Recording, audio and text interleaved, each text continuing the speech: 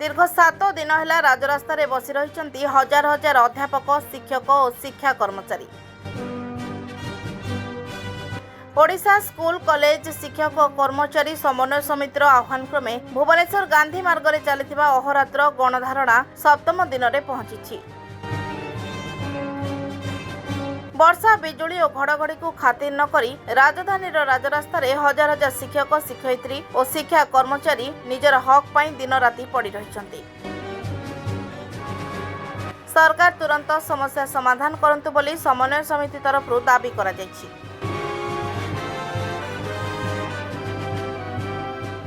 आमे पूर्वर माने आपनकर दीर्घ 30 वर्ष है एमती पूर्व सरकार एमती आम दाबी करी आसुछु। एमती आपनकर विभिन्न दाबी नहीं ओस्ता संघ विभिन्न संघ आमर मिलित मंच समस्त दाबी नहीं आसुचंती, किंतु पूर्व सरकार कौन कर्णपात करनथिले। ये सरकार भी आपनकर 2 मास ना 2 वर्ष 2 मास 3 मास हेगला मध्य ये भी सरकार कौन कर्णपात करूना। विशेषकर मु आपनक माध्यम रे सरकार को कहबा पई चाहे जो माने दीर्घ 30 वर्ष है खटुचंती एपर्यंत दरमा टंकाटे मध्य पाउनांती एवं अनेक गुड़ी स्कूल अच्छी आपनकर 194 पर मध्य आहरी 53 स्कूल आपनकर 268 स्कूल है। तेणु आपण माध्यम मु चाहूँगी मुख्यतः यही प्रसंगटी सरकार को पाखे आप पहुँचतु।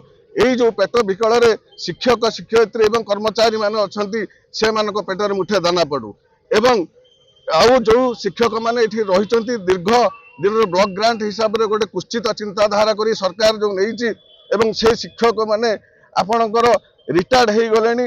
रिटायर्ड है औषध टिके किणा पैसा पाऊना एवं सेमानकर परिवार को भरण पोषण करने बहुत कष्ट पड़ुची एवं अनेक गुड़िए शिक्षक अच्छा एवं रिटायर्ड करेंगे सेमानकर अवस्था कौन हम।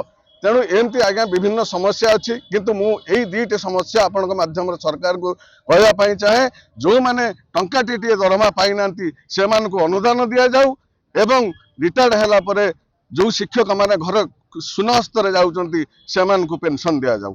आज को जो 7 दिन अहोरात्र धारणा चली ये शिक्षक मान जो समस्या नहीं करी 4 दफा दाबी नहीं करी सरकार आमको पूर्वथर जमती आमको भंडामी करुले लॉलीपॉप धरुले। आज ये जो रैली रो जना पड़ी स्ट्राइक रो जना पड़ी शिक्षक आउ हटवे ना राजरास्ता छाड़े ना। आमर दाबी जो 4टी प्रमुख दाबी मुख्यतः दाबी हूँ 194 को ग्रांटिनेड किंबा आमर जो चाकरी शर्तावली किंबा आमर नेशनल आमर 6टी इनक्रीमेंट कॉन्ट्रैक्चुअल पिला मानकर ए सब को दाबी को रखी आमे ये राजरास्त्र हटवा पर ना। गतकाली मत आलोचना बार बार चली दी थर आलोचना चली सरकार 3 मास भीतर जो करवा अवधि देते जाऊ आमर लीडर बा आमर जो कोर कमिटी ताको मानि नथिले आज भी चलैबे जरिले ए स्ट्राइक कंटिन्यू करबा पे कहितले। देखुछंती केमती रास्तार अहोरात्र आमर शिक्षक शिक्षयित्री केमती राति पड़ी के शुचंती आपण माने भी आपण मीडिया माध्यम देखुछंती आपण जानिबा को पाइतबे ए दाबी न आमर सुनिबा पर्यंत माननीय आमर मुख्यमंत्री किंबा आम जिलार मुख्यमंत्री विशेष करी आम जिलार मुख्यमंत्री तापरे दाबी न सुनला पर्यंत ए शिक्षक समाज हटिबो नाही। अति दुखर कथा अगस्ट 2026 मसीहा 16 तारीख अगस्ट 16 तारीख पाखरु ओडिशा स्कूल कॉलेज शिक्षक कर्मचारी समन्वय समिति रो आह्वान रे ओडिशार 30टी जाक जिल्लारो 8टी संगठन एवं 488 662 वर्गर शिक्षक कर्मचारी आज ए पीएमजी राजरास्तार सप्तम दिन रे धारणा रे बसिचंती। अति दुखर कथा आम पाखकू आजिकार जो माने शासन गादी रे अछंती जेतेबेले आमे असुविधार थिलु सेमाने विरोधी दलर थिले बारंबार सेमाने आसीचंती आमर समस्त असुविधा कथा सेमाने जानिचंती। आमर असुविधा कहिले जे केवल शिक्षक तार पेटपाटना बा तार दरमा वृद्धि कथा कहू नाही, शिक्षक कहूचे शिक्षा व्यवस्था को किभଳି भाबरे बंचा जाई परिबो।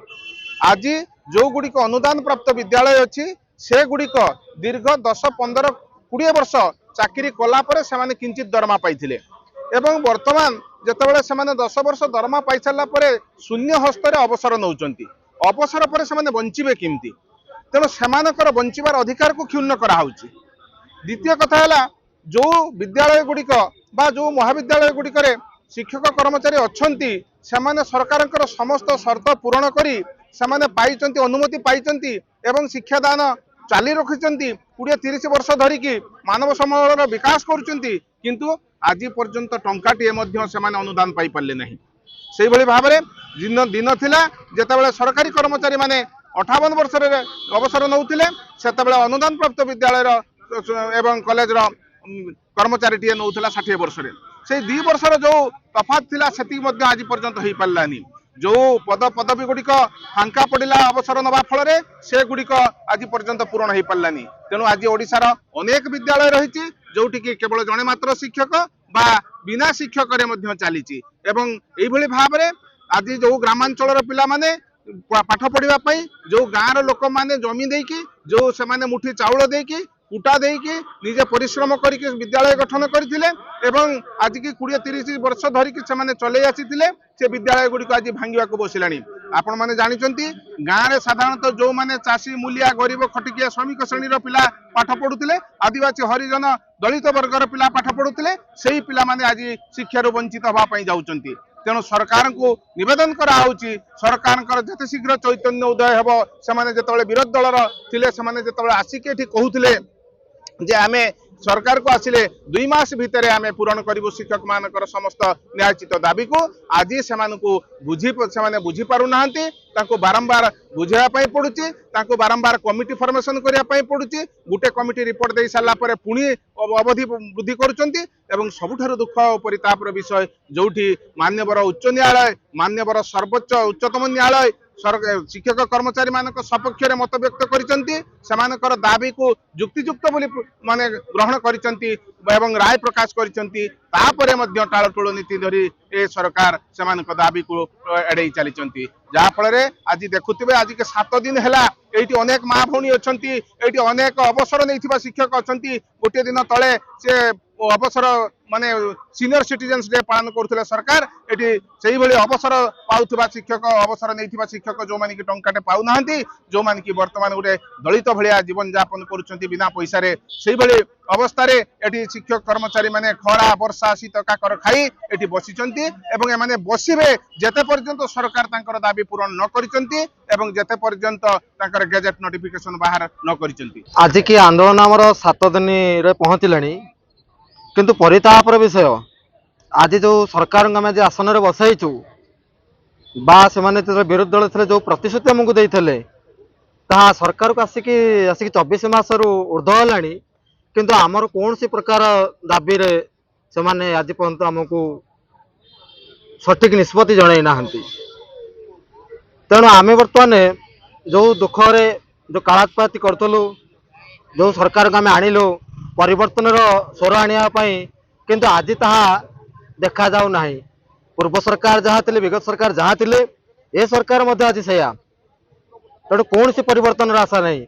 यही सरकार को शिक्षक मान आनी शासन में बसाई किंतु एबे गुंजन सृष्टि है शिक्षक मान मध्य संकल्प करेंगे ए सरकार को पंचायत निर्वाचन में उपयुक्त आम बहिष्कार करूँ विताड़ित कराई पथ परिष्कार करूँ संकल्प ये आम नौचु आम दाबी जदि हासिल यथाशीघ्र न जाए पुणी आम से शिक्षक मान गुंजन सृष्टि कर गाँ गाँव प्रचार करूँ विरुद्ध आम ठिया हबू एठार से पुलिस लगे बाड़ी पारती कि आम से गाँ गाँव बाहर करूँ यह ही आम संकल्प ये सरकार आज न शुणे तेणु उपयुक्त आम पूरा आसन उठे फोपाड़ी देवु जमती बसईलु सेमती उठे फोपाड़ापी आम आज संकल्प नौचु जनवाक चाहूँगी जे यही ओडिशा राज्य में मात्र 250-300 भितर स्कूल अच्छी कॉलेज अच्छी आ कि पेंशनधारी अच्छा एमान मुखरे मान को दवाई टंकाटे ना